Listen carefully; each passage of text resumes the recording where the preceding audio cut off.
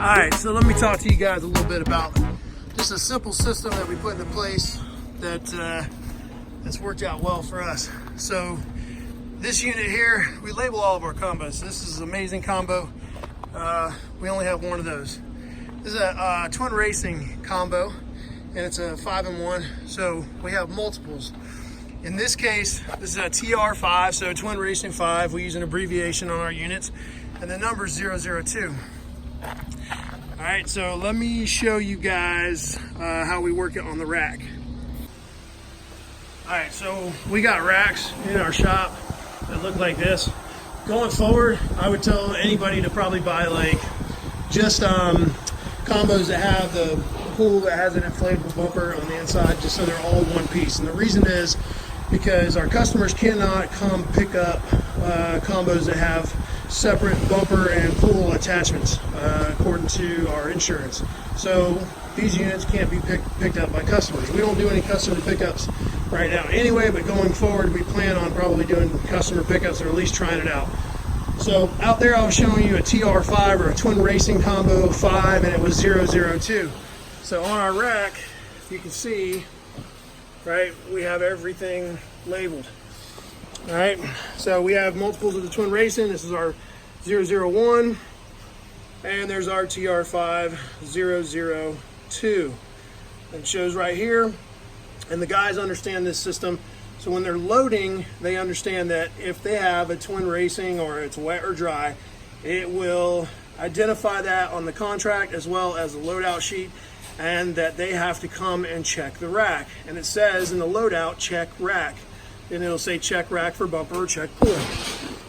So how we differentiate, if you look at this on the strap, it's also labeled, and on the bottom we label them as well. So this one you can tell is a bumper, and the reason I can tell that is because on our pools, the pools have big holes on the bottom side.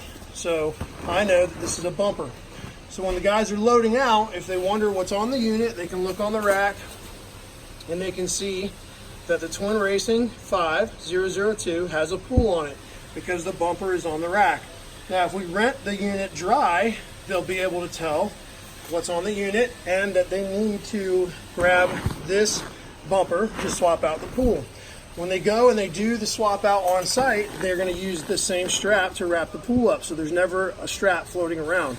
They use the same strap to roll the bumper as they do the pool. All right, so we are actually just cleaning up and processing blowers, so it's kind of a mess in here. But all of our blowers have a rack that they go on.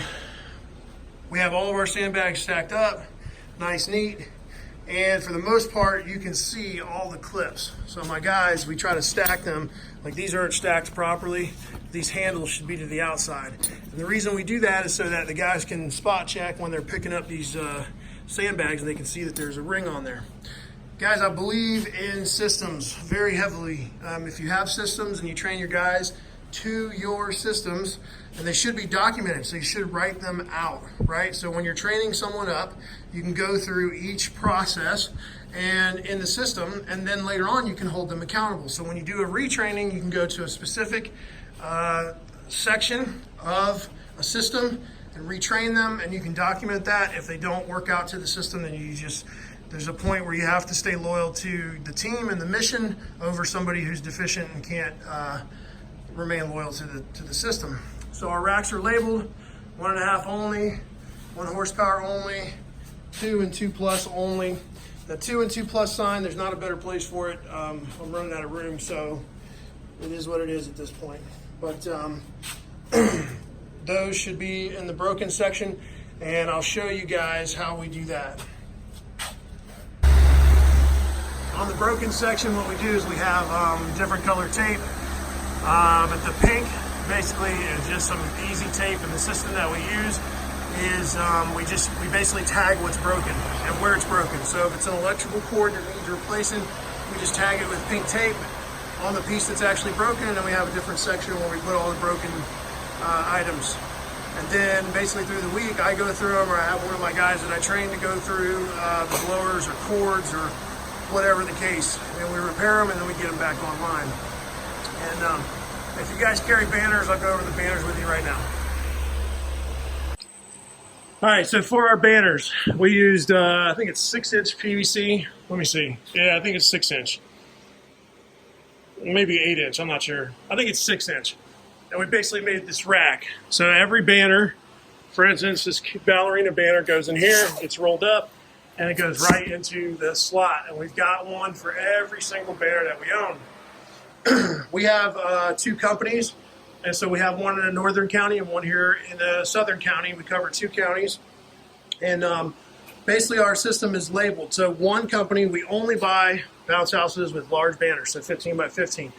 The other ones we buy what's what we call medium banners. And those medium banners go only on our southern company's site.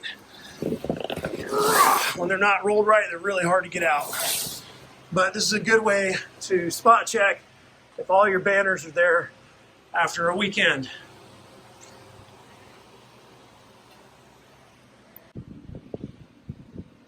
All right, so a couple ways. This is our system of marking our units so we can identify them. I think between 2 companies, I think we have like, I don't know, 90-something units. So for us, it's imperative that we actually label all of our stuff. We started first with Sharpie. The king size, we don't use it anymore. The reason is it doesn't last that long, being permanent, and it's very hard to see, especially when it's dark out or you're in poor lighting. So you can mark it with the black Sharpie king size, but it's usually not the best. All right, the second method that we use, and this is probably our preferred method, is a Sharpie silver paint pen. Real important, it's got to be oil-based. Don't buy the water-based crap, it doesn't last.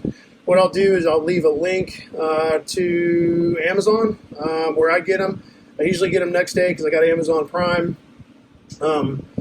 We use it all the time, and I probably pick up, I don't know, 4 or 5 of these a month. And we try to relabel everything, week to week. So we don't label everything every week, but as the units get rotated and we see there's a need, I usually go out there on cleaning day and we label them. The third method is new, and initially I thought it was like, I don't know, like face paint, because that's what it feels like and what it looks like. And it's called Sharpie Mean Streak. Again, it's a permanent marking stick. It's white. It shows up very, very well, and it's got a huge or extra bold tip. That's what they call it. The only thing I will say with these, and I'm still pretty new to using them, is that the tip itself, as you mark and stuff and you cap and recap, you can see on this one was brand new this morning, but if you look inside the cap, some of it gets left in the top, but I think the cap is supposed to shape it. And so I haven't had any luck. I tried to gently turn it and then the tip broke off and got stuck in there. It still marks pretty well, but I think that's probably the only issue that we're going to run into, and it's not a huge issue. Like I said, it's minor. I'll link these two to Amazon, and you guys pick some up, and they mark units really well. I'll go out there and show you how the units are marked. Basically, we mark them to our ordering system. So however they're described or however they're in our ordering system, we label them on the bottom. And we do have abbreviations, and I'll show you how that works.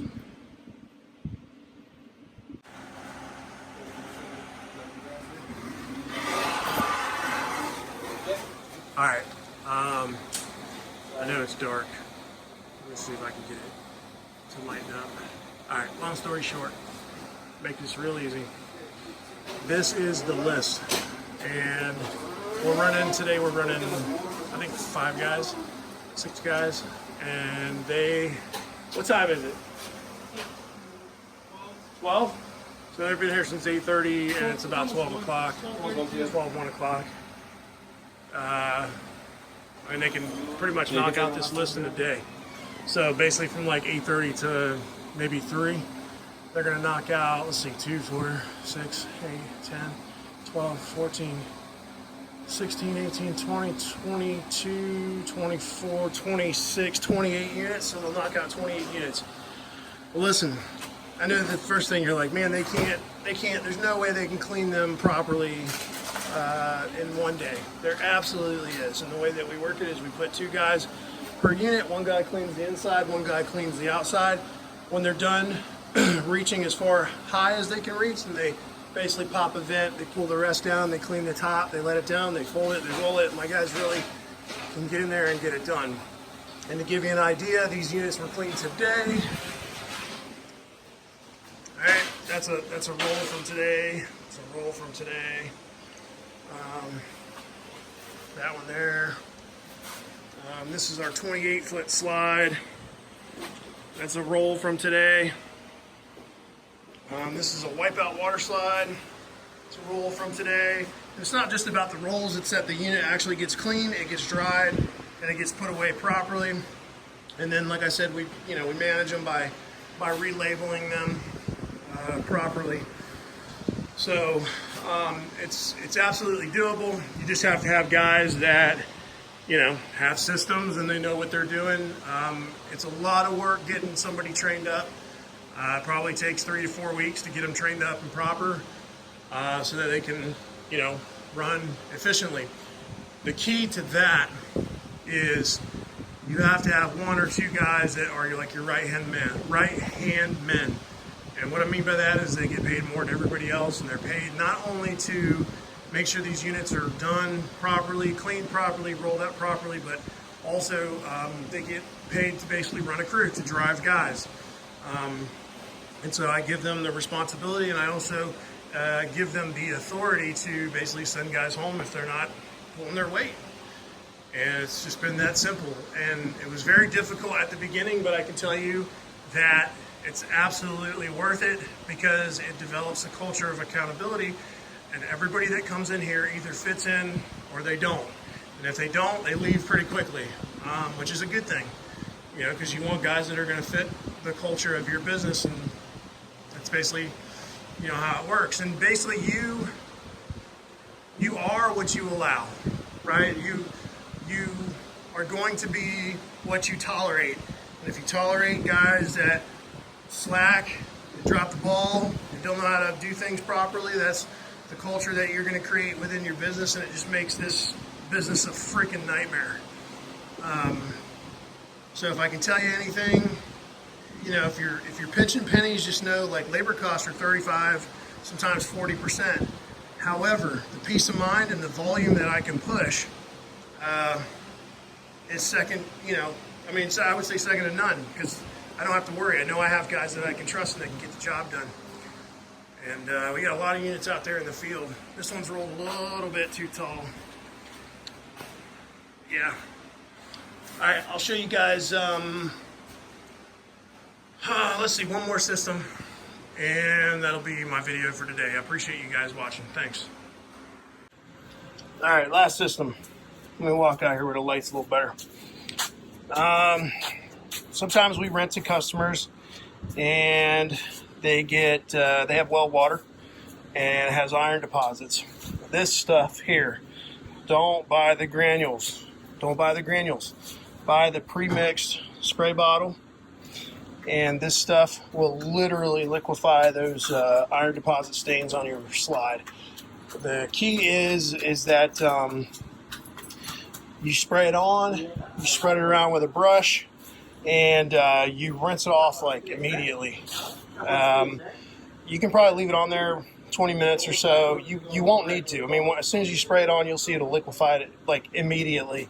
And you're basically going to water it down a little bit and spread it around with a brush, and you're going to rinse it off really, really well. It does leave this white residue, but it's short term. It'll come out, after 1 or 2 granules of water running on it constantly. So this stuff is great. I'll put a link. Again, I get it from Amazon. The only other place I've found it is on Ace Hardware. That's actually in store. I haven't seen it at Home Depot or Lowe's, so I usually order like a case of it through Amazon. Oh, one more thing. I'll show you guys what we clean with as well. All right, this stuff is fantastic. Fantastico. It's a one-step germicidal cleaner and deodorant. We used to use just straight up simple green, and this kills staph, even MRSA, methicillin resistant staph. We use it on all our stuff. A gallon of it, man, lasts us forever. Because I think we're mixing, let me see, I think it's like 1 ounce. I'm sorry, 2 ounces per gallon. So we have a 1 ounce sprayer, snow cone, not sprayer, a snow cone pump that we use. They fit right on there. You just screw it on, and we do double. So we'll do 4 pumps per gallon, and we use a gallon sprayer. They're easy to mix, it's quick, it lasts, and it makes it super easy for the guys to actually spray the units with this stuff. And then we wipe it down. But this stuff is great. It's not cheap. All right, guys, I'll tell you, it's just not, but it's absolutely worth it for your customers and the kids that are going to be using your stuff. I've seen other bounce house companies, man, and people have told me that when they have rented from other companies, man, their kids have gotten staph and have gotten like violently vomiting sick. And I don't know if it's from just not cleaning the units or what, but we have never had an issue, and we've used this stuff forever.